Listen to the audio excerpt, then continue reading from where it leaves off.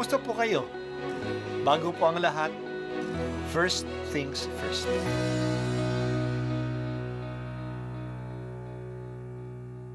Good morning po.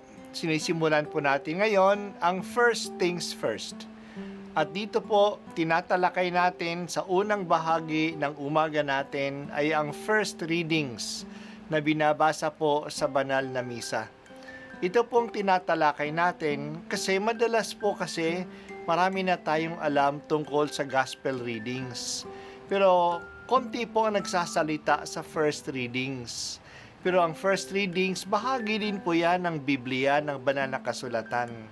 Kaya susubaybayan po natin ang mga first readings, basahin po natin at kuminsan kailangan ng basahin ng 2 o 3 beses bago maintindihan kasi hindi po tayo familiar sa mga istorya at sa mga kaisipan na tinatalakay dito. Ang pagbasa mula sa aklat ni Josue. Noong mga araw na iyon, sinabi ng Panginoon kay Josue, "Inalis ko ngayon ang kahihiyan ng pagkaalipin ninyo sa Ehipto."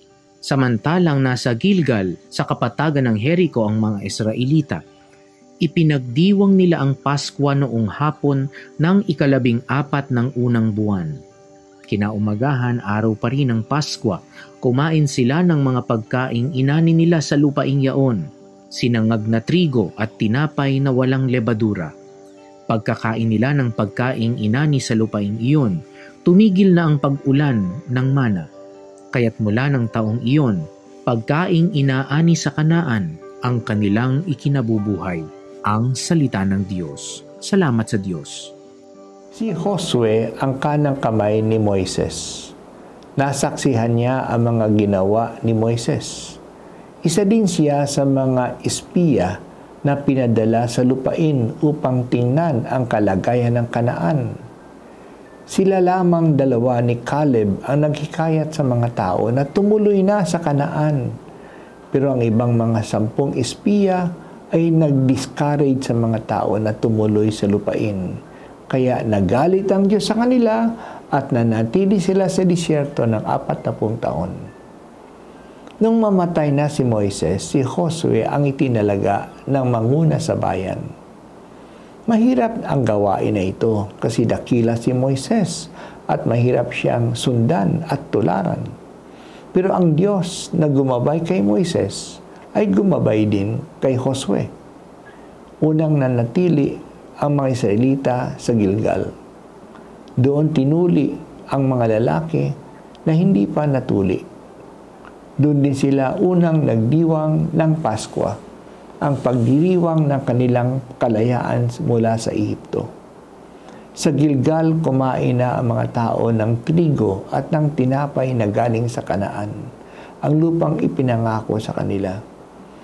Dahil sa nakakain na sila ng bunga ng lupa na mapapasa kanila, tumigil na ang pagdating ng manna, ang pagkain na araw-araw ay bumaba sa kanila sa disyerto. Hindi lang sapat na makalaya ang mga Israelita sa Ehipto. Kailangan na magkaroon sila ng kanilang bayan na matitirhan nila at mapapalago nila. Nangako naman ang Diyos sa kanila mga ninuno na ibibigay sa kanila ang Kanaan. Kaya nanglakbay sila sa disyerto upang pumunta doon.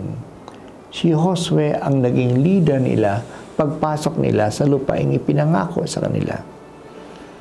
May mga tao nang nakatira doon. Kailangan nilang digmain ang mga tao doon. At pagkatapos hati-hatiin ang lupain sa iba't ibang tribu ng Israel. Dahil sa sila ay naging masunurin sa Diyos sa pamamatnubay ni Josue, nakapasok at tumira sila sa lupain. Kaya para sa kanila, ang lupain ay regalo ng Diyos sa kanila. Ang unang pagkain nila ng mga bunga ng lupain ay ang unang pagtikim nila ng pagpapala ng lupa na ibinigay sa kanila ng Diyos. Hindi mo po kami pinababayaan, O Panginoon. Binibigyan mo kami ng mga leaders na mamumuno sa amin at tinutupad mo ang mga pangako mo sa amin.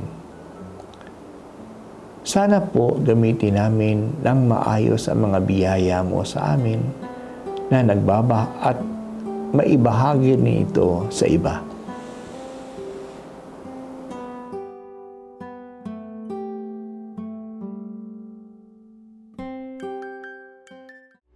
At ako po ay si Bishop Broderick Pabilio dito sa First Things First.